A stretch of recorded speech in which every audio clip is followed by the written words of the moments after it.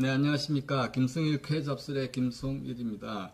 김성일 쾌잡설, 문화잡설 중에서 간송과 간송미술관을 말한다에서 간송 선생에 대해서 지금까지 동영상 찍었고요. 이 동영상을 마지막으로 간송 선생에 대해서는 마무리할까 합니다.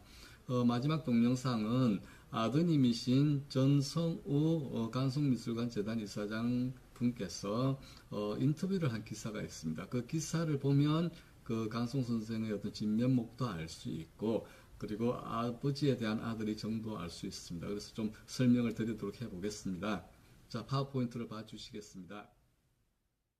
자, 이 사진은 제가 동대문 디자인 프라자, 지금 현재 31일까지 동대문 디자인 프라자에서 마지막 전시회를 하는데, 거기에는 이제 사진을 찍게 허용이 되어 있습니다. 그래서 제가 사진을 찍었는데, 역시 실력이 엄청 모자라가지고 이 모양 이 꼴로 나왔는데, 간송 선수에게 대단히 죄송합니다만, 이렇게밖에 안 되더라고요. 좀 실력이 없어서 죄송합니다. 그래서 간송 선생은 이런 훈장을 받으셨는데, 이게 뭐냐면 금관 문화 훈장입니다. 그래서 지금 현재 동대문 디자인 프라자에서 간송 선생의 초상화 그림하고 그 옆에 이 금관 문화 훈장이 같이 전시되어 있습니다. 물론 그 옆에 전성우 선생의 초상화도 있습니다만 그렇게 되어 있습니다. 그 전성우 선생은 작년이죠. 작년 4월에 향년 84세로 타계하셨습니다. 그 간송의 3남 4녀 중 차남이었으나 형님께서 일찍 요절하는 바람에 맞이 역할을 계속 했었죠. 그래서 지금 그러니까 남으신 분들이 2남 3녀신데 다들 예술가 뭐 예술 관련 교수를 하시거나 유명한 예술계 종사자분들이 있습니다. 아무래도 집안의 분위기가 그래서 그런지 모르겠지만 그쪽 방면에 되게 엄청 이름이 높으신 분들입니다. 일제강점기에 간송은 보화각을 개방하지 못하고 학자들에게만 문화재를 공개했습니다. 왜 개방 못했을까요? 이 문화재가 무엇인지 알면 알수록 간송은 아마 일제로부터 침해를 받았겠죠. 그래서 부분적으로 알기는 했겠지만 쉬쉬하는 그런 생각이 계셨었을 겁니다.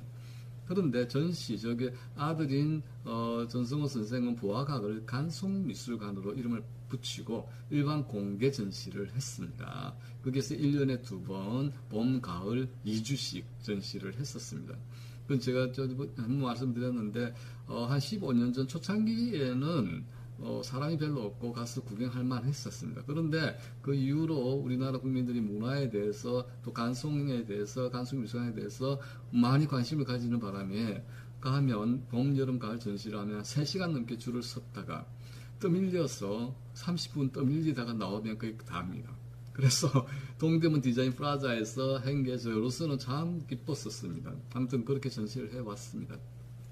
전성우 선생은 1953년 서울대 미대 조속과에 입학한 고인이죠. 고인은 샌프란시스코 아트 인스티튜트 오클랜드 밀스 대학원을 졸업하고 전업작가로 활동했는데 전성우 선생이 유학을 갈 때 그 대부호 간송 집안이 돈이 없었던 상황이죠. 그 돈이 없었던 상황이기도 하고 또 6.25 때 피난을 가는 상황이 돼서 100달러를 못 구해서 간송 선생이 쩔쩔맸다는 그런 에피소드도 있습니다. 자, 부친의 갑작스러운 타계 소식을 뒤늦게 듣고서 1963년 귀국한 뒤 서울대 미대 교수, 그 다음에 국전심사위원 보승고교 교장을 역임하셨습니다. 간송 선생은 1906년에 태어나셔서 1962년에 서거하셨으니 57세 정도 그 정도 요새 치면은 너무나 짧은 그런 생애를 사셨습니다. 그래서 안타까운데요. 그렇게 하셨고, 그래서 아들 전성우가 보는 간송은 어떤 아버지고 간송미술관은 무엇인지에 대해서 한번 말씀을 드리겠습니다. 전성우 선생이 간송을 보는 것은 이 지금 내용들은 간송미술관이 동대문 디자인 프라자에서 처음 전시회를 한 2014년 4월 5일 조선닷컴과 인터뷰를 한 것을 제가 요약을 했습니다. 그것을 통해서 간송을 보는 진면목을 조금이나마 엿볼 수 있습니다. 그래서 기자가 질문을 합니다. 간송미술관이 갖고 있는 문화재 규모는 얼마나 되나? 그래서 좀 그렇죠, 질문이. 우리나라 기자나 일반적인 사람들은 문화재 규모 와 크다 뭐 하다 이런 것에 중심이 되니까 이 질문이 나왔던 것 같은데, 그러니 전성우 선생은 그거 참 어려운 질문이다. 예를 들어 화첩이라고 하면 그걸 한 점으로 짜야 할지 그 안에 있는 그림 하나하나씩을 세야 할지 모른다. 뭐 화첩 많잖아요. gem제정선의 해학 뭐 전신첩이라든지 그 다음에 신윤복 화첩이라든지 이런 화첩들이 엄청 많습니다. 간송미술관에는. 그럼 그 하나를 작가가 또 다르니까 또 gem제 같은 건 하나지만 한 분이시지만 이렇게 다를 경우에는 그걸 몇 점으로 세야 되는지 부분도 있고 거기 미술관 또 불상도 있습니다. 그 보아각에도 불상도 있고, 그 다음 연적같이, 지금 전시대에 있습니다. 전시대에 있는 연적들은 정말로 한 손에 딱 질 수 있는 그런 연적이죠. 연적이 가지고 있는 게. 그런 것도 있고. 그래서 간송 수장품이 10만 점이다, 1만 점이다, 이는 많이 수천 점이다, 이렇게 말을 합니다. 호사가들은. 근데 정작 간송이라든지 간송미술관 종사자는 세본 적이 없습니다. 셀 수가 없겠죠. 그런데 이제 중요한 이야기를 하시는데, 질이나 중요성에서 평가받아야 숫자만 많다고 좋은 것은 아니지 않는가. 이 물은 굉장히 중요한 이야기입니다. 제가 간송미술관을 높게 보는 이유 중에 하나는, 자, 우리나라에서, 물론, 뭐, 규모나 모르면 중요성 면에 있어서 중앙박물관 따라갈 수는 절대 없죠. 리움도 훌륭한 미술관입니다. 다 훌륭한 미술관이지만, 그렇지만 저는 간송미술관을, 생각할 때 항상 머리에 두는 것은 훈민정음 해례원가, 상감 청자 운항문 매병이라든가, 뭐 이런 것들이 그 질이라든지 이런 것은 뭐 평가를 할 수가 없는 것들을 가지고 있습니다. 거기에 비해서는 또 너무 이름이 안 알려진 면도 있기는 하지만 그렇게 답변을 하셨고, 자, 수장 규모를 정확하게 밝히지 않고 전시도 1년에 몇 주만 하는 식으로 운영하니까 간송미술관인데 신비주의라는 이야기가 나오는 거 아닌가 물으니, 그런 건 아니다고 이야기를 하면서 문화재를 몇 점 가지고 있다고 구체적으로 얘기한다면 그게 거짓말이라고. 동생 전영우, 동생 전성우 선생님 동생 전영우 간송미술관장 얘기로는 정확하게 몇 점인지 간송도 모른다. 아버지도 모른다. 제가 말씀드렸죠. 모른다고 해서. 열심히 수집하는 것이 목적이었지, 이걸 세서, 뭐, 어떤, 이걸 가격이 얼마고, 뭐, 이렇게 할 적이 없습니다. 그래서 간송미술관이, 우리나라 대부분 미술관도 그렇겠지만, 물건을 사고 팔지 않습니다. 그러니까 파는 것이 없습니다. 사는 건 있겠지만, 그런 식으로 되어 있기 때문에, 이런 질문은 좀 우매한 질문이 아닌가 싶습니다. 그 다음에 간송 선생이 급성신우염으로 돌아가십니다. 급성신우염. 제가, 친구들이 여사가 있어서 급성신우염 뭐냐 하면, 하고 물어보니까, 대개가 스트레스와 과로라고 합니다. 물론 세균 감염 같은 이야기도 하는데, 그게 스트레스와 과로로 인해서 생기는 건데, 여기서도 그렇게 답변을 합니다. 사인은 그렇게 나왔다.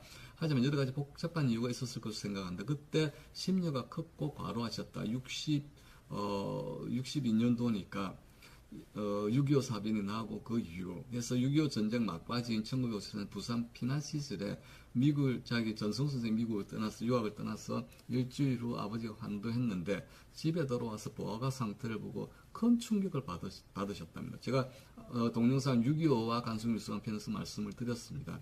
일제세대 때 그 혹독한 시기에도 보존하고 지켜왔는데 해방이 된 공간에서 6.25 전쟁 속에서 폐허가 될 상황에 처했을 때 그 본인 심정은 어떻게 했습니까?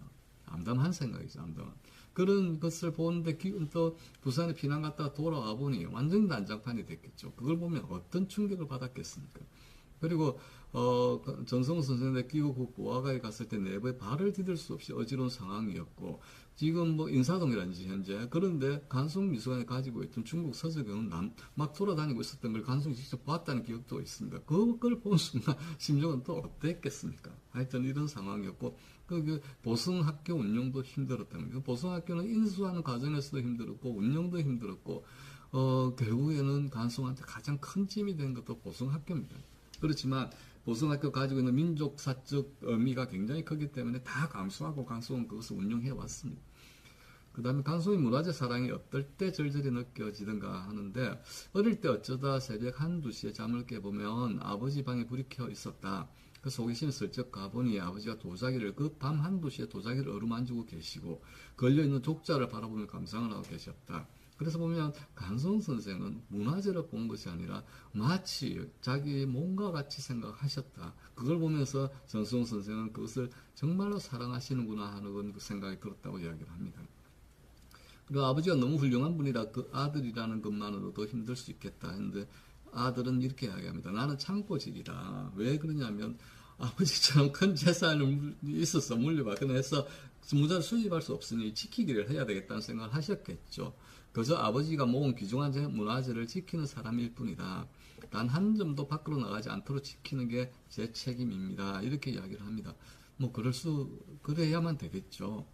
그래서 간송은 어떤 아버지였냐? 여기서 우리가 이제 간송을 미화할 필요는 없지만 그래도 우리가 인간적인 진면목을 알아보는 것은 알고 있는 것은 좋을 것 같습니다. 근데 그걸 가장 잘 아는 사람은 부인, 아들, 가족들이겠죠. 그래서 그런 질문의 답변을 밖에서는 과묵하셨지만 그건 제가 말씀드렸습니다. 간송은 말수가 없었다. 그저 빙그레 웃으시는 그런 스타일 분이신 것 같고 아이들과는 굉장히 잘 놀아주셨다. 엄했다는 기억은 전혀 없다고 이야기를 합니다. 그리고 항상 사랑받고 자랐다는 따뜻한 기억을 갖고 있다. 전승우 선생님. 야구 선수를 하셨는데 제가 동영상에서 사진을 보여주었습니다. 휘문 고부 시절에 대판 오사카 중학교하고 시합에서 이겨서 찍은 사진이 있었고 야구만 하신 거 아니고요. 축구도 하셨습니다. 축구도 선수로 뛰셨고 그리고 초등학교 때 직접 야구를 가르쳐 주셨다. 내가 공을 잘 못 받으면 야단치지 않고 이렇게 하는 거야 라고 보여주셨다. 뭐 요새 스타일의 아버지가 똑같은 거 이게 보면 그러면 우리 일제강점기 조선시대 그 문화가 그대로 남았을 때 이런 자녀 교육을 하는 그런 성품 그런 뭐 자녀 교육관을 가셨던 거 아닌가 생각합니다. 화가가 된 게 전적으로 간송의 영향인가 해서 물어보니 아버지는 자식들에게 뭘 하라고 하는 분이 아니었지만 무언으로 보여주셨다 해서 선비시니까 주변에 항상 화가들이 많았다.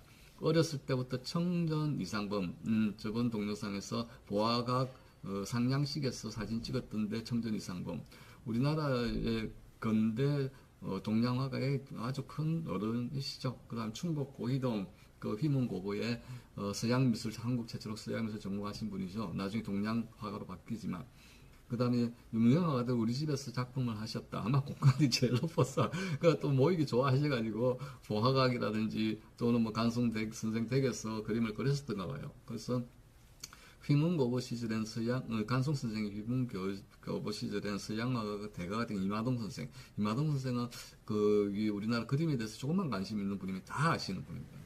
그런데 이 이마동 선생보다 간송의 미술 점수가 더 좋았다고 한다고 쓰시는데 이때 점수를 준 분이 충북 고이동 선생입니다. 충북 고이동 선생이 이마동 선생보다 간송 선생한테 점수를 더 많이 줬다는 이야기시니까 아주 잘 그렸었던가 봐요. 물론 객관적 평가를 했었겠죠. 그래서 누군가 가짜 골동품을 들고 오면 간송은 어떻게 했나? 이 점 참 재밌습니다. 그래서 가짜라는 말을 안 했다고 합니다. 저 같은 쏘갈머리 죄송하지만 그러면 가짜를 알면 가짜라고 막 이야기할 건데 안 하셨고 그런 말을 할 분이 아니시고 좋은 겁니다. 잘 두십시오. 이렇게 말씀하셨답니다. 근데 가짜라고 했으면 어떻게 됐을까요? 사실 미술계 진품을 가리는 것은 거의 어떤 소냐면 심각합니다. 이 부분은 목숨을 걸고 이 감정을 해야 될 정도로 왜 그러냐면 그 감정 잘못하면 어떻게 되겠습니까? 상상이 안 되시죠? 그러니까 이런 말을 하는 게 아니라는 것을 간송 선생님은 알고 계셨던 것 같습니다. 간송이 수집한 물건 중에 가짜도 있었나고 물어봅니다. 그러면 가짜인 줄 알면서도 사신 게 있다고 이야기를 합니다. 놀라셨죠? 가짜인 줄 알면서 사신 게 있다. 기회를 자꾸 만든다는 겁니다. 이거 제가 저번에 이제 간송 선생의 외람되지만 마케팅 전략에서 진품을 고가로 사주는 전략을 쓰셨다 했는데 가짜도 사주셨다는 겁니다. 그래서 본인은 가짜라는 걸 알지만 그간이 좋은 물건을 가져오게 하기 위해선 투자라고 생각하고 가짜도 사주셨다는 겁니다. 그래서 앞으로도 제가 이제 문화 잡서를 할 때 이 가짜 시비가 있는 것들만 모아서 한번 쭉 동영상을 찍어볼 생각입니다. 그 중에는 간송미술관에서 가짜 시비가 있는 게 꽤 있습니다.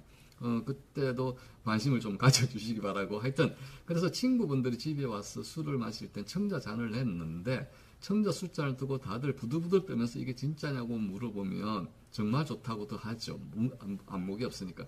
그러면 선생은 가짜라면서 진짜를 꺼내 보여주시곤 하셨다는 게 재미였겠죠. 간송 선생님 입장에서는 재미였겠죠. 그런 것도 있고 좋은 물건을 볼 줄 아는 안목이란 무엇인가 하고 이제 기자가 좀 기자다운 질문을 합니다. 안목이란 무엇인가 하고 물으니까 전성우 선생은 안목이란 꼭 미술품을 보는 눈을 말하는 게 아니다. 어디 미학을 공부하고 하는 것이 아니라는 이야기겠죠. 아니라 그냥 생활 자체의 안목이라는 게 있는 것이다. 안목은 오랜 시간 좋은 것을 많이 보면서 키워야 하는 것이다. 이 부분은 저는 중요하다고 생각합니다. 왜냐하면 사진으로 보는 것과 직접 물건 전시장에 가서 귀찮고 돈이 들지 모르겠지만 저는 꼭 권하는 게 가서 보시라. 사진으로 보면 제일 먼저가 안 되는 게 크기 감별이 잘 안 됩니다. 그래서 크기 감별, 또 직접 눈으로 봐서 그 입체적이라고 할 수는 없겠지만 보면서 둘러보면서 보는 것이 제일 좋습니다. 그래서 이런 겁니다. 그러니까 가능하시면 자녀들 데리고 가서 보는 게 제일 좋습니다. 이런 것은 투자입니다. 위에서 이야기했듯이 우리 인생을 좀 윤택하게 할 수 있고 자녀들한테 문의 교육을 대해서는 투자라고 생각합니다. 이렇게 그러면서 안목이 크는 것이고 그동안 안목은 무슨 특수청 전념물처럼 여겨져 왔지만 그렇죠.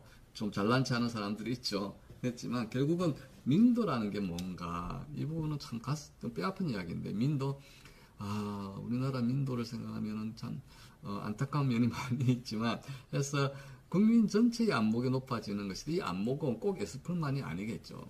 뭐 하고 싶지 않는 이야기지만 정치를 보는 안목, 경제를 보는 안목, 사회 규범을 보는 안목 이런 것이 높아지는 것인데 뭐 문화재만이라도 이렇게 스스로 기회를 만들어야 된다고 강조하고 같은 걸 오래 두고 보는 게 중요하다. 그리고 좋은 물건을 봤을 때 전에는 본인이 못했던 걸 보게 된다면 그것이 안목이 성장하는 것이다. 아주 정확한 표현 같습니다. 그래서 좋은 물건에는 시대가 없다. 영원한 것이다. 그런 안목에서 봐야 한다. 그래서 우리가 좀 지금 선진국 대열에 있다고 이야기를 하지만 사실 우리나라 같이 외국에 나가보면 그런 이야기를 하시는데 보면 우리나라가 결코 그렇게 못난 나라가 아닌데 다들 못났다고 생각하는 이야기를 합니다. 아니거든요. 다만 저는 생각할 때 좀 우리가 생각해봐야 될 거는 그 전승 선생이 이야기했던 안목, 격이라고 이야기를 할 수 있는 그런 것을 키울 수 있으면 좀 다양한 방면에서 좀 키워야 되지 않을까 하는 생각을 해봅니다. 그래서 전승우 선생을 이렇게 인터뷰를 제가 이제 간송 선생에 대해서 동영상을 마치면서 재미있는 궁금증에서 간송미술관이 상설 전시관을 하려고 합니다. DDP는 상설이 아니었죠. 6회를 계획하고 있는 거고. 근데 제가 생각할 때 가장 좋은 거는 상설 전시관이 있어서 보고 싶을 때 가보면 제일 좋겠죠. 지금 이제 간송미술관 상설 전시관을 후보지가 나와 있습니다. 어디냐면 대구입니다. 대구에서 간송미술관 상설 전시를 하려고 추진해 왔는데 약간의 자본들은 있는 것 같지만 대구든 서울이든 어디든 상설 전시관이 있는 거 저는 참 좋다고 생각합니다. 그런데 이제 조금 이 부분이 이제 간송미술관을 국가적 차원에서 좀 이런 전시에 대한 좀 투자를 해주셨으면 어떨까 하는 생각도 해봅니다.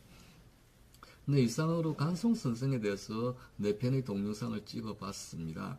그래서 이제 선생님에 대해서는 다음에 또 제가 뭐 연구되는 대로 또 다른 거 있으면 다시 찍거나 있는 것을 또 보완해서 한번 찍어서 올려보도록 하겠습니다. 간송 선생에 대해서 동영상 4편을 마무리하면서 제가 이제 유튜브를 처음 시작해서 느낀 소회를 좀 말씀드려야 되겠다 생각하는데요. 정말 엄청 힘듭니다. 엄청 힘드는 게, 뭐 유튜브를 처음 할 때, 어떻게 해야 되는지 몰라가지고 유튜브에서 배웠고, 그 다음에 장비도 있어야 된다. 장비도 나름대로 샀습니다. 어떤 건 중고도 사고 했고, 조명도 사고 했는데, 이 조명이라는 게, 뭐 좋다고 해서 샀더니만 중간에 꺼져버리고, 또 찍는데 촬영을 하는데 열심히 말을 하고, 막 하고 찍었는데, 촬영에 그 버튼을 누르지 않아가지고, 다시 찍고, 그 다음에 이제 파워포인트를 하는데, 파워포인트 인식을 하는 데 있어서 하는데, 그것도 잘 할 줄 몰라가지고서는 또 버벅대고, 특히 안 되는 거는, 선처럼 안 되는 거는 사투리를 엄청 쓰잖아요. 엄청 써서, 듣는 분들한테 대단히 죄송하게 생각하는데, 잘 안 고쳐집니다. 안 고쳐지고, 앞으로도 쪼박쪼박 이야기하려고 하면 좀 어색한 것 같고, 하여튼 지금 처음이라서 많이 부족합니다. 하지만 계속, 잘 되도록 노력해 볼 생각입니다. 아무쪼록, 내 편이라도 봐주시면 감사드리고, 또 다음에는 간송미술관 상감청자 우나무 매병부터 시작해서 도자기 위주로 지금 동대문 디자인 플라자에서 열리고 있는 대한 콜렉션에 전시되어 있는 것 위주로 또 동영상을 찍어서 올려보도록 하겠습니다. 감사합니다.